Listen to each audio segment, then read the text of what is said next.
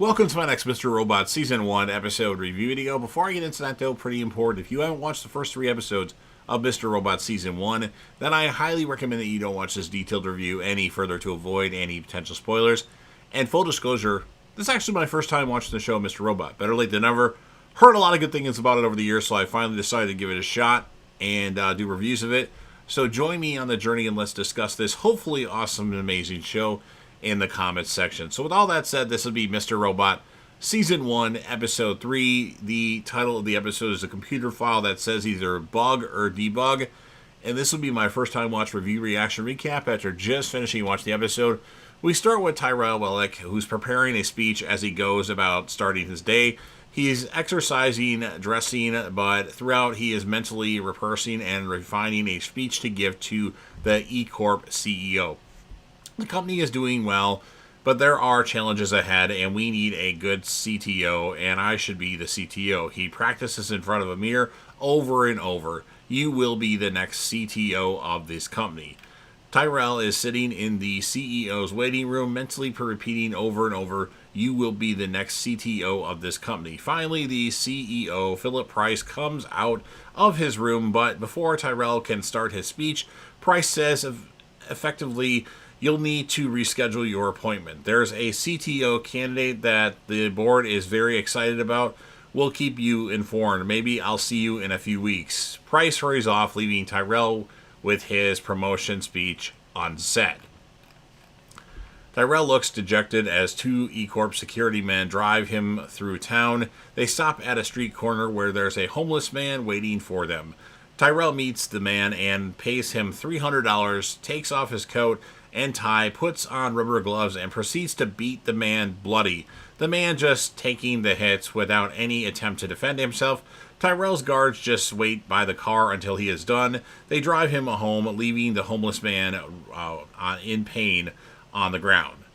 And then we have Elliot, who wakes up in a hospital bed from the last episode. He muses to the viewer on how debugging is not about fixing a mistake. It's about finding the bug with understanding why it is there to begin with. The bug exists to give the viewer a message. Elliot is bandaged and bruised, but wakes enough to recognize Shayla and Krista. He tells them that he was jumped by a bunch of kids. Krista wants to keep him in the hospital for a drug test and suggests rehab, but Elliot says he's not an addict. Krista says she'll release him if he passes a drug test. Elliot remarks to the viewers that this is no problem. He uses this hospital because it is pitiful network security. He can easily change any of his medical records or test results. And then when he's out of the hospital, Elliot and Shayla stop at a convenience store where Elliot immediately snorts some morphine. They find that the credit card system at the store is down due to the F Society hack on E-Corp. Elliot remarks just to the viewer that he was the bug that F Society found and is taking advantage of. Shayla asks if Elliot had anything to do with Vera getting busted. Vera was Shayla's income, but Elliot denies any involvement. At home, he finds Darlene there, wanting to talk, but Elliot just tells her to get out. To Shayla's surprise, Elliot gets himself ready to go back to work that day. To the viewers, he says, a bug is never just a mistake. It represents something bigger. And then we have Angela, who's jogging, and a man runs past her, dropping a wallet. She picks up the wallet and runs after him, shouting, Sir, you dropped your wallet. He comes back and accepts the wallet from her and runs off, just as a young woman comes up saying he stole her purse, that the wallet that Angela gave back to him, or that was the wallet that Angela gave back to him. Ollie is at home looking at his laptop and an email. We own you, and you will do what we want. The mail includes pictures of Stella B and a mail from her. Ollie is on the phone to Stella, saying he wants me to put the CD on one of the computers at work, but Angela comes home and Ollie hangs up the phone. Angela talks about running and the wallet, and Ollie smiles. This shows how good of a person she is. She goes for a shower, and the phone rings for Ollie, a voice saying, you have 100 hours. After that, we'll release everything. And then we go to Cisco on the phone. After he hangs up, he goes to his laptop chat window and adds another line in Chinese. He'll break soon. Cisco continues to watch Ollie through the laptop camera as Ollie paces around the apartment. And then in Gideon's office at Allsafe, Ollie, Angela, and Lloyd he is giving directions to Elliot, Ollie, Angela, and Lloyd on things to monitor to track down F Society in hope that F Society makes a mistake. Elliot remarks to the viewer that the world we live in has us relying on other people's mistakes to manipulate us. Gideon goes on to invite the team to his place for dinner tonight, and all except for Elliot. Gideon sends everyone else out and tries to talk to Elliot. His injured appearance and irregular attendance cause concern, but Elliot doesn't want to reveal any of his personal life. Elliot tells the viewers that Mr. Robot may have found the bug at Evil Corp, but hasn't found Elliot's bug. It's the way he protects himself, closing himself off where nobody can find him. He gets to his desk and there's Mr. Robot waiting for him. Elliot doesn't want to talk to him, but Mr. Robot gives him the choice of having a scene here at the office or having a drink at the bar next door. Mr. Robot has a drink, but Elliot says he wants nothing to do with him. Mr. Robot says he's sorry for what he did to Elliot, and he never wanted to hurt him. He's sure Elliot's dad also wanted to apologize for what he did to Elliot, so Elliot shouldn't stay mad at him for too long. Mr. Robot gets up to leave, and Elliot is surprised on what about the plan. And Mr. Robot explains Elliot is the key. Without him, there is no plan, so it's over. He walks out. Elliot is elated as he explains to the viewers that with F Society done away with, he's free from the recent glitch and otherwise neat reality that he created over the years. He'll strive to be more like a normal person, maybe have Shayla as a girlfriend, see Marvel movies with her, join the gym, like things on Instagram, drink coffee from Starbucks. I'm going to lead a drug or a bug-free life from now on. Anything to protect my perfect maze. And then Elliot returns to Gideon's office carrying a Starbucks latte and asks, "Can I come to the dinner and bring his girlfriend?" Gideon says sure, but he's astonished as if Elliot acting normal is unusual. And then at Ollie's desk at Allsafe, he's almost ready to put the CD into his system and sees Angela coming over. He pulls the disc out and they get their bags and leave. Tyrell is at home and is using his phone to investigate the Kiss and Fly Club, which looks like a gay hangout, and finds the club's page for Anwar, Razis, Philip Price's secretary. His wife, Joanna, heavily pregnant, comes in. Tyrell says he's going out to the Kiss and Fly Club. She's concerned, but he says it's for work and necessary. She's still not sure, but he leaves anyway. Elliot visits Shayla, invites her to dinner party, and this actually gets her upset. First, Vera used her, and now Elliot is going to use her to look better in a social situation.